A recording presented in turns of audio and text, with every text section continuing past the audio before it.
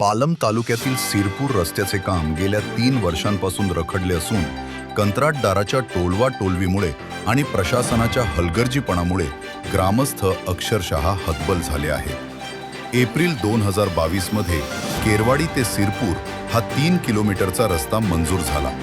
मात्र मंजुरीनंतरही कामाला गती मिळालेली नाही। सुरुवातीला बजेट अभावी विलंब झाला, तर निधी मंजूर होऊनही कंत्राटदाराने केवळ थोडेफार काम करून साहित्य काढून घेतल्याच्या घटना 3-4 वेळा घडल्या आहेत। या रस्त्यावरून सायळा, उमरथडी, धनेवाडी, खुर्लेवाडी आणि रावराजूरसह 6 गावातील नागरिकांची ये-जा सुरू असते। शालेय बस बंद झाल्या असून व रुग्णांना मोठा त्रास सहन करावा लागत आहे। शेतमाल आणि ऊस वाहतूक देखील अडचणीत आली आहे।